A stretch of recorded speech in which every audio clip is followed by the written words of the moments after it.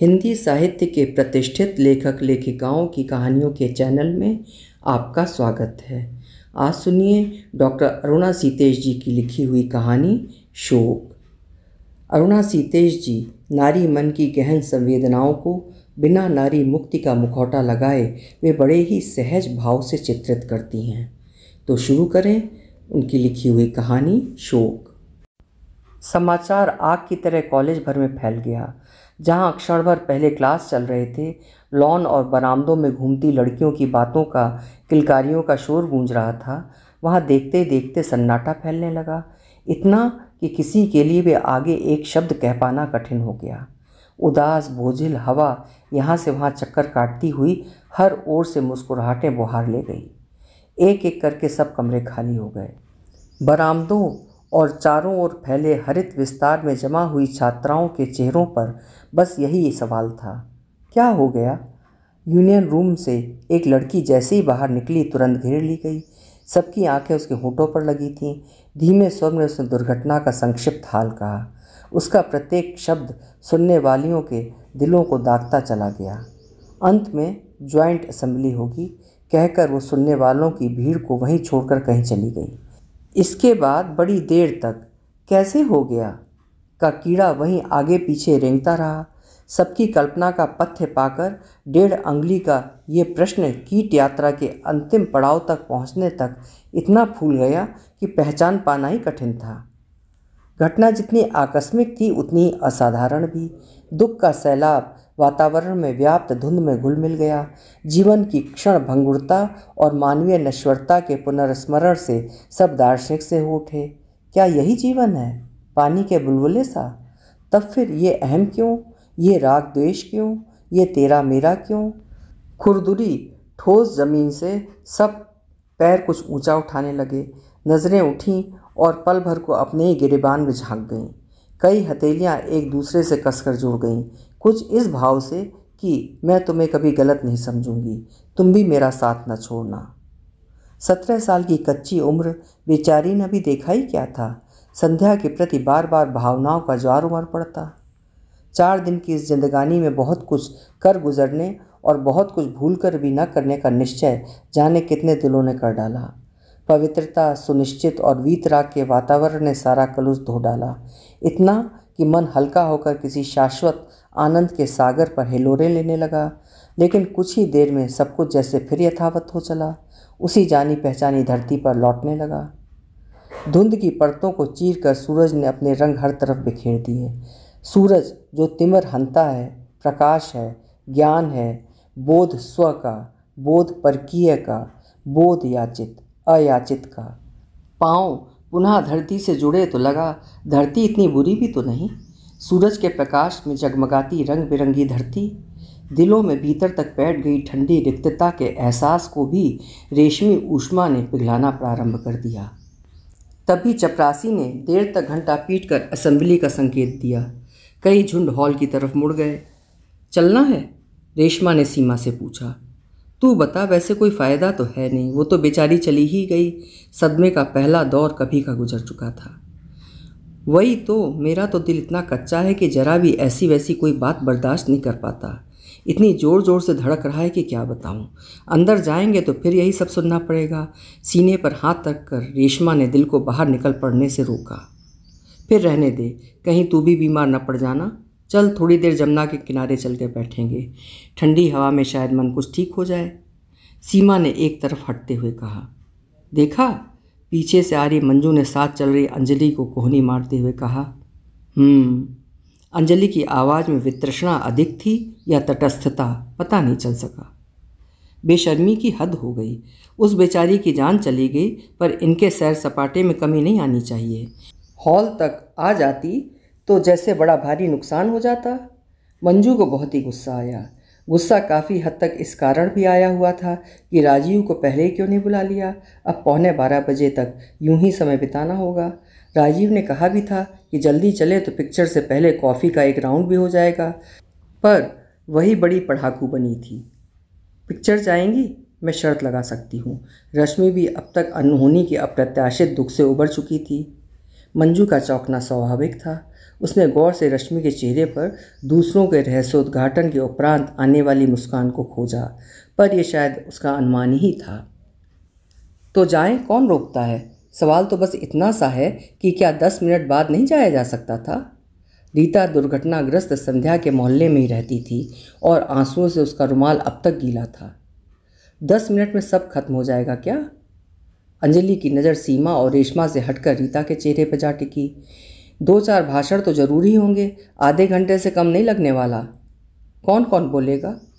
Principal तो बोलेंगी ही, फिर मेरे ख्याल से मिसेस बुटालिया बोलेंगी, आखिर उनके विभाग की थी। बेचारी बड़ी भली है। खबर मिलते ही अस्पताल भागी, वहाँ पता चला कि ले जा चुके हैं तो सीधी घर पहुँची। वहाँ भी काफ़ी देर बैठी रहीं। 5 बजे के बाद तो मैं ही आई थी, तब तक तो वो वहाँ थी ही, उसके बाद ही लौटी होंगी, रीता ने बताया। देखने से तो जरा भी नहीं लगता कि ये ऐसी होंगी। बात बात पर तो डांटती हैं। 2 मिनट देर से क्लास में पहुंची तो डांट, पेन ना हो तो डांट, कभी पेन में स्याही ख़त्म हो जाए तो डांट, किताब ले जाना भूल जाओ तो डांट, जरा मुस्कुरा दो तो डांट। जिस दिन इनकी क्लास में डांट ना मिले बड़ा खाली खाली सा लगता है। चेहरों पर हल्की सी मुस्कान लौट आई। अच्छी याद दिलाई तूने। आज तो इको का असाइनमेंट था, सोचा था रात को पढ़ लूँगी, पर शाम को ही बम्बई से विजी अंकल आ गए। देख तो न चिट्ठी न तार, बस अचानक ही घंटी बजी। दरवाज़ा खोला तो सामने अंकल खड़े थे। फिर तो 12 गप्पों में ही बज गए। चलो आज तो बड़ी जान बची। अरे तू तो लकी है यार, हमारा इंग्लिश का असाइनमेंट तो कल होगा। रश्मि के स्वर में हल्की सी उदासी फिर उभरी, जैसे मन में कहीं संध्या को उलाहना दे रही हो। एक दिन रुक नहीं सकती थी? स्टाफ रूम के वातावरण में भी काफ़ी तनाव था। मिसेस बुटालिया शायद 8वीं बारी सहयोगियों को बता रही थीं कि कैसे उनको सूचना मिली, कैसे वो तुरंत भागी भागी वहाँ पहुँचीं, कैसे उन्होंने घर ढूंढा और कैसे शाम को 7 बजे वे वापस आईं।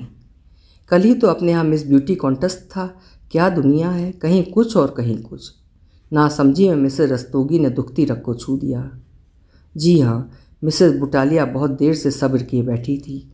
जैसे ही मुझे पता चला मैं पहले हॉल में ही गई। प्रेसिडेंट को मैंने सब बात बताई और यह भी कहा कि फंक्शन रोक देना चाहिए, पर यहाँ सुनता कौन है।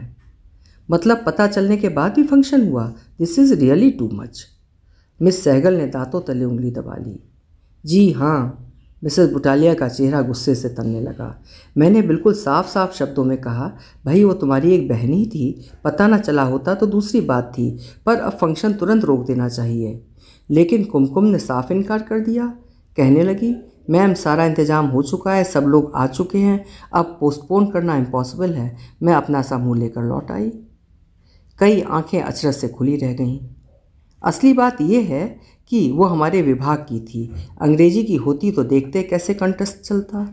मिसेस शुक्ला की आवाज़ में न जाने कब की दबी हुई कड़वाहट उभर आई थी। ऐसी बात नहीं है, विजया शाही ने कहना चाहा। नहीं, बिल्कुल यही बात है। हम तो आज से नहीं, पिछले 15 साल से देखते आ रहे हैं, ये कोई नई बात थोड़ी ही है। मिसेस शुक्ला तमतमाई सी अपना चश्मा पोंछने लगी। किसी से कहने में भी शर्म आती है कि इतनी बड़ी दुर्घटना के बावजूद हमारे यहाँ ब्यूटी कॉन्टेस्ट चला। प्रिंसिपल चाहती तो क्या रोक नहीं सकती थी, पर वे चाहती तब तो। इतना भेदभाव अच्छा नहीं, कल खुद इन्हीं को इससे नुकसान होगा, मिसेस बुटालिया ने उठते हुए कहा। हॉल भर चुका था। यूनियन प्रेसिडेंट ने प्रार्थना शुरू करी। प्रिंसिपल अपनी कुर्सी पर ही बैठी रहीं। उन्होंने इशारे से मिसेस बुटालिया को बुलाया तो मंच की तरफ बढ़ीं। चलो एक से तो बचे, एक फुसफुसाहट उभरी। छुट्टी होगी या नहीं? दूसरी तरफ से एक धीमा सा स्वर आया। पहली पंक्ति में बैठी मिस शाही ने गर्दन घुमाते हुए आंखें तरेर कर देखा।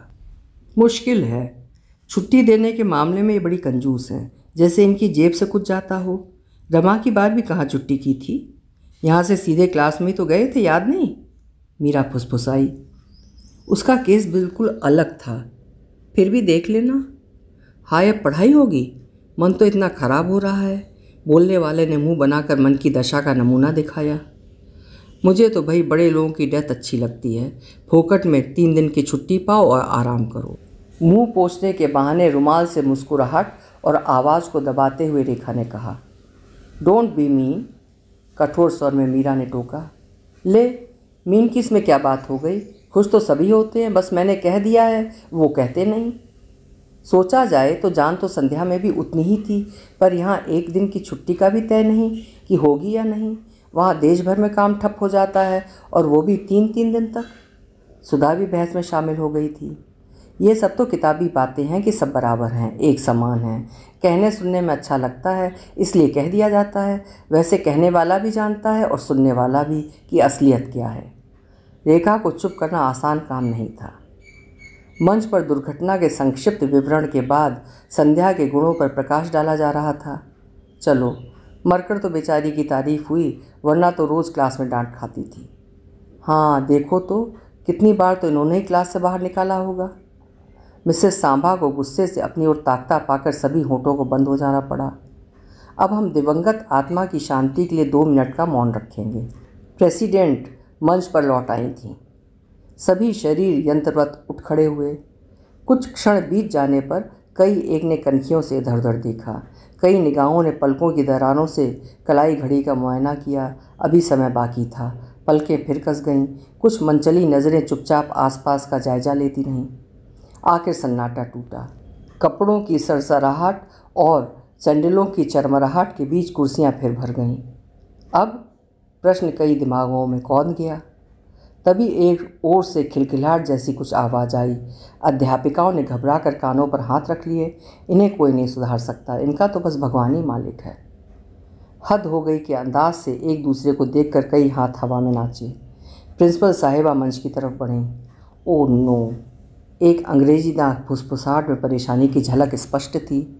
अब तो लंबा चलेगा, दूसरे स्वर ने भविष्यवाणी की। आज पढ़ाई नहीं होगी कि घोषणा के साथ प्रिंसिपल नीचे उतर आई। लंबी सांसें निकालते हुए सब बाहर जाने लगीं। छुटकारे की लंबी सांस, छुटकारा।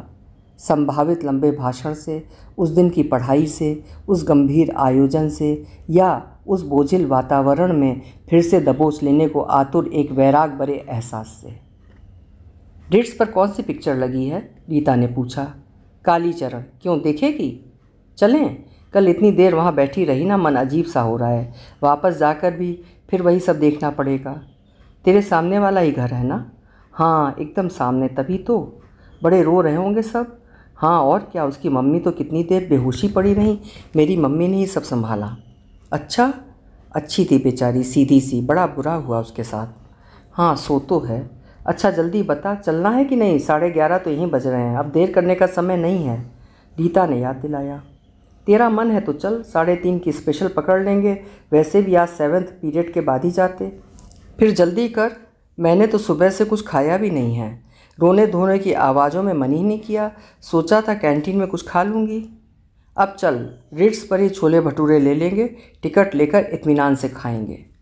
क्यों, भीड़ होगी? पहला हफ्ता तो नहीं है। भीड़?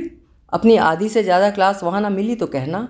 सबकी सब छुट्टी के लिए और क्यों चिल्ला रही थी? अच्छा, और नहीं तो क्या, देख लेना सब वहीं बैठी होंगी। घर सब शाम को ही जाएंगी। कविता का ख्याल गलत नहीं था। उनके टिकट लेते ही हाउसफुल का बोर्ड वहाँ लग गया। स्पेशल में बैठकर रीता ने कविता को धन्यवाद दिया। उसे पिक्चर बहुत पसंद आई थी। कविता ने रीता की तरफ देखा। वो चुप थी, पर आंखें मानो कह रही थीं, धन्यवाद मुझे नहीं, उसको मिलना चाहिए। उसी क्षण अनेक बसों में बैठी और भी लड़कियां संध्या की याद करके उसकी आत्मा को धन्यवाद दे रही थीं। अभी आप सुन रहे थे समाज के सच को दर्शाती हुई एक यथार्थपूर्ण कहानी शोक, जिसे लिखा था डॉक्टर अरुणा सीतेश जी ने। कल मिलेंगे फिर किसी उत्कृष्ट कहानी के साथ। आपका समय शुभ हो।